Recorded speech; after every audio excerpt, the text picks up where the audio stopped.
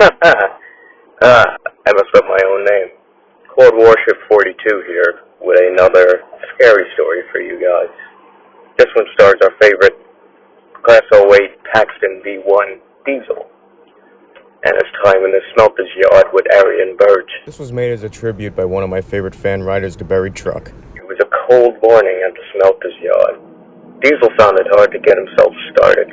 Being so modern and revolutionary, as he once said long ago, eventually will have its flaws.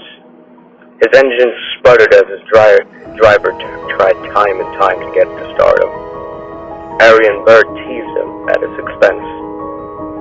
"Revolutionary, eh? More like dated junk," said Ari. "Mr. Sputtering Sprocket," said Bird. "Oh, shut your traps, you toasters.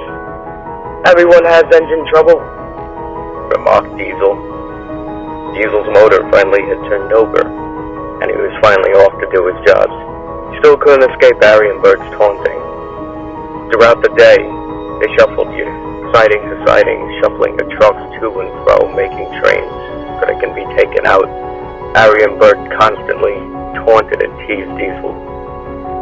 Bert ran by making raspberry noises. "That's what you sound like this morning," said Bert. "Bloody idiots. If it weren't for me, they wouldn't even exist," said Diesel. "Yeah, but now you're going extinct." "Nothing but a modern dinosaur you are," said Ari. "Oh, cheek of them. At least I'm not a clanking rust bucket of a steamer," said Diesel. "Not yet, you're not," said Ari. Diesel growled. Nightfall came, and Diesel was alone in his shed. He was talking out loud to himself. "Silly sawed iron boxes. They should be thanking me for their existence. How dare they compare me to those dated, steaming hunks of metal?" He was only thinking to himself out loud. The wind whistled through the air.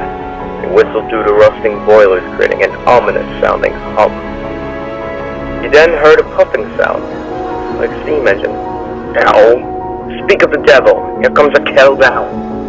A little whistle and a peep rang out. A small little tank engine backed down into the shed right next to Diesel. "Hello there! Mind if I stay here for the night and warm up?"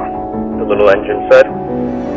Yeah, sure, whatever," said Diesel, not even looking at the little engine. "Sure is so cold tonight, eh, mate?" Diesel said nothing, just rolled his eyes. "Say, you look kind of familiar. You're a Class 08 Paxton Diesel, right?"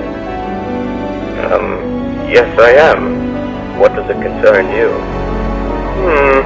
I remember my first time seeing one of you. Unless it was actually you. You have no number, I see. You must be a prototype." Diesel was taken aback. Yes. I am the Class 08 prototype."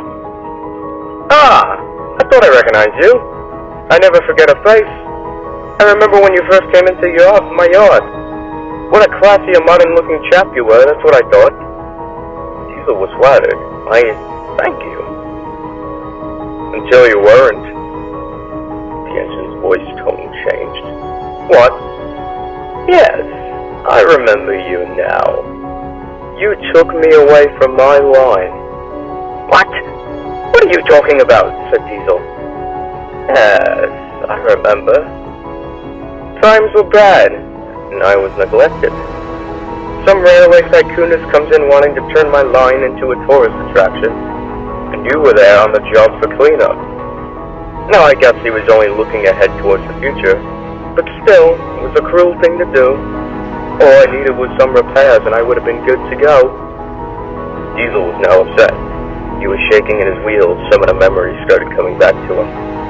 He didn't know if it was him, but he glanced down at the little engine and thought he could see right through him.